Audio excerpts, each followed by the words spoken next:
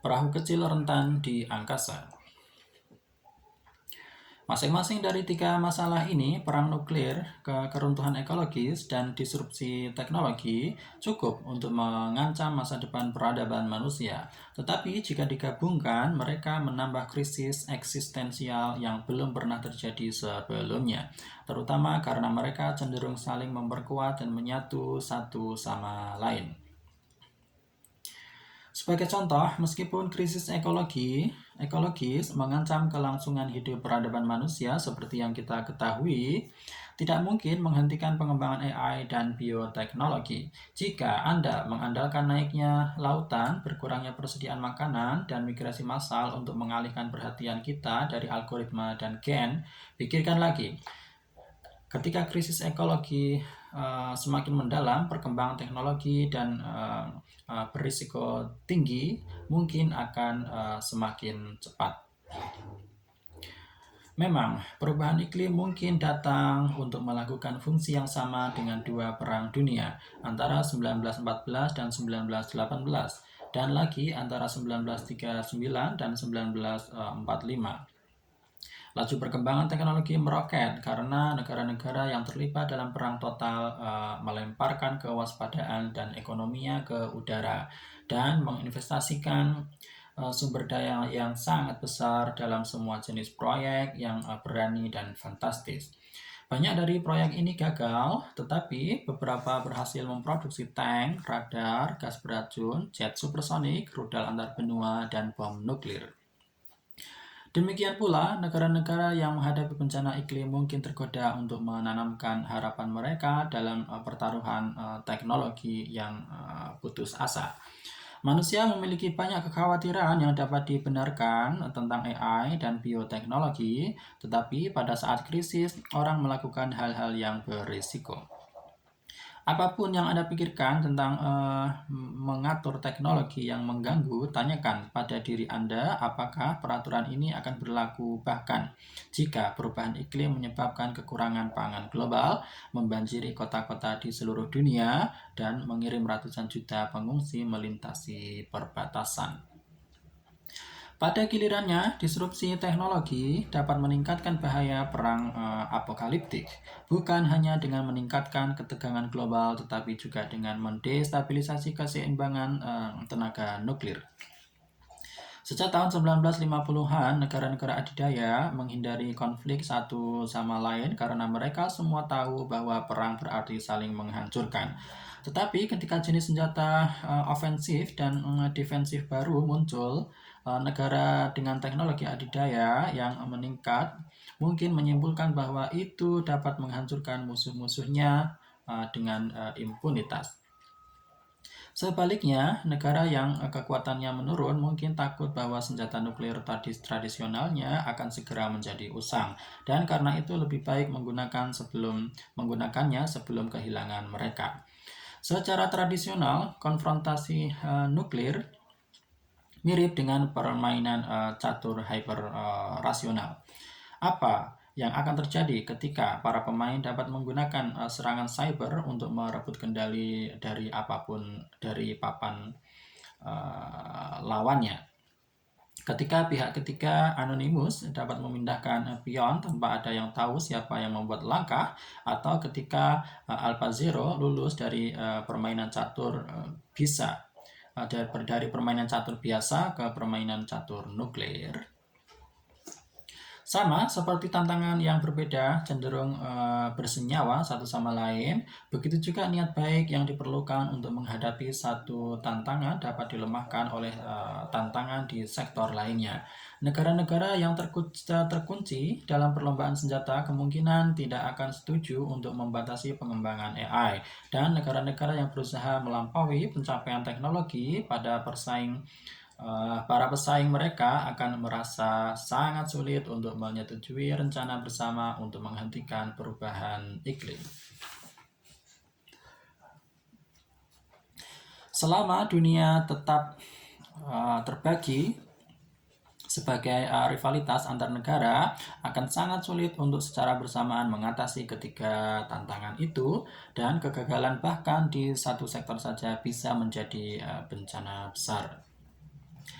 Sebagai kesimpulan, gelombang nasionalis yang menyapu dunia tidak dapat memutar balik waktu ke tahun 1934 atau 1914. Teknologi telah mengubah segalanya dengan menciptakan serangkaian ancaman eksistensial global yang tidak dapat diselesaikan oleh bangsa secara sendirian. Musuh bersama adalah katalisator terbaik untuk menempa identitas umum, dan umat manusia sekarang memiliki setidaknya 3 musuh seperti itu, yaitu perang nuklir, perubahan iklim, dan disrupsi teknologi. Jika terlepas dari ancaman umum ini, manusia memilih untuk memberikan keistimewaan atas kesetiaan nasional mereka di atas yang lain. Hasilnya mungkin jauh lebih buruk daripada tahun 1914 dan 1939. Jalan yang jauh lebih baik adalah yang digariskan dalam Konstitusi Uni Eropa yang mengatakan bahwa sambil tetap bangga dengan identitas dan sejarah nasional mereka, bangsa-bangsa Eropa bertekad untuk melampaui divisi sebelumnya dan bersatu lebih erat lagi untuk menempa nasib yang sama. Itu tidak berarti menghapus semua identitas nasional, meninggalkan semua tradisi lokal dan mengubah kemanusiaan menjadi area abu-abu yang lengket dan homogen. Juga tidak berarti menjelekkan semua ekspresi patriotisme. Memang dengan menyediakan perlindungan keamanan militer dan ekonomi kontinental, Uni Eropa bisa dibilang memupuk patriotisme lokal di tempat-tempat seperti Flanders, Lombardi, Catalonia, dan Skotlandia.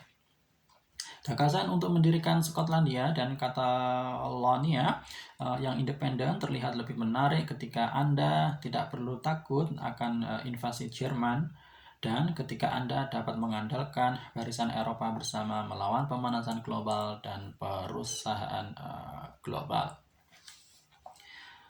Karena itu, para nasionalis Eropa menganggapnya mudah. Untuk semua pembicaraan tentang kembalinya bangsa, beberapa orang Eropa sebenarnya bersedia membunuh dan dibunuh untuk itu. Ketika orang-orang Skotlandia berusaha melepaskan diri dari cengkraman London di zaman William Wallace dan Robert Bruce, mereka harus mengumpulkan pasukan untuk melakukannya. Sebaliknya, tidak ada satupun orang yang terbunuh selama referendum Skotlandia tahun 2014. Dan jika nanti Skotlandia memberi suara untuk kemerdekaan, sangat tidak mungkin mereka harus kembali ke babak pertempuran Bannockburn. Upaya Catalonia untuk melepaskan diri dari Spanyol telah menghasilkan lebih banyak kekerasan. Tetapi itu juga lebih sedikit dari pembantaian yang dialami Barcelona pada tahun 1939 atau pada tahun 1714. Seluruh dunia dapat memetik pelajaran dari contoh Eropa. Bahkan di planet yang bersatu akan ada banyak ruang untuk jenis patriotisme yang merayakan keunikan bangsa saya dan menekankan kewajiban khusus saya terhadapnya. Namun jika kita ingin bertahan dan berkembang, manusia memiliki sedikit pilihan kecuali melengkapi loyalitas lokal seperti itu dengan kewajiban besar terhadap komunitas global. Seseorang dapat dan harus setia secara bersamaan terhadap keluarga, lingkungan, profesi, dan bangsanya. Mengapa tidak menambahkan manusia dan planet bumi ke daftar itu? Benar, ketika Anda memiliki banyak loyalitas, konflik terkadang tidak dapat dihindari. Tapi lalu siapa bilang hidup itu sederhana? Hadapi itu. Pada abad-abad sebelumnya, identitas nasional ditempa karena manusia menghadapi masalah dan peluang yang jauh di luar jangkauan suku-suku lokal dan hanya kerjasama seluruh negeri yang bisa menanganinya. Pada abad ke-21, bangsa-bangsa menemukan diri mereka dalam situasi yang sama dengan suku-suku kuno. Mereka tidak lagi menjadi kerangka yang tepat untuk mengelola tantangan-tantangan seperti zaman ini. Kita membutuhkan identitas global baru karena lembaga nasional tidak mampu menangani serangkaian situasi global yang belum pernah terjadi sebelumnya. Kita sekarang memiliki ekologi global, ekonomi global, dan sains global, tetapi kita masih terjebak pada politik nasional belaka. Ketidakcocokan ini mencegah sistem politik itu untuk secara efektif melawan masalah utama kita. Untuk memiliki politik yang efektif, kita harus mendeglobalisasi ekologi, ekonomi, dan arus sains. Atau kita harus mendeglobalisasikan politik kita.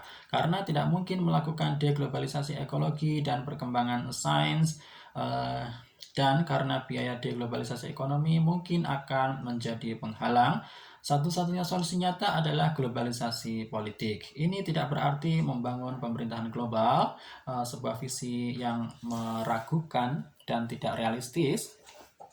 Sebaliknya, untuk globalisasi politik berarti bahwa dinamika politik di negara-negara yang bahkan kota-kota harus memberikan bobot yang jauh lebih besar terhadap masalah dan kepentingan global. Sentimen nasionalis seperti itu tidak banyak membantu dalam hal ini. Mungkinkah kemudian kita dapat mengandalkan tradisi agama universal manusia untuk membantu kita menyatukan dunia? Ratusan tahun yang lalu, agama-agama seperti Kristen dan Islam sudah berpikir dalam istilah global daripada lokal, dan mereka selalu sangat tertarik pada pertanyaan-pertanyaan besar tentang kehidupan daripada hanya dalam perjuangan politik bangsa ini atau itu. Tetapi apakah agama tradisional masih relevan? Apakah mereka menyimpan kekuatan untuk membentuk dunia, atau apakah mereka hanya relik tak berdaya dari masa lalu kita, terempas-empas di sana-sini oleh kekuatan-kekuatan besar negara-negara, ekonomi, dan teknologi modern?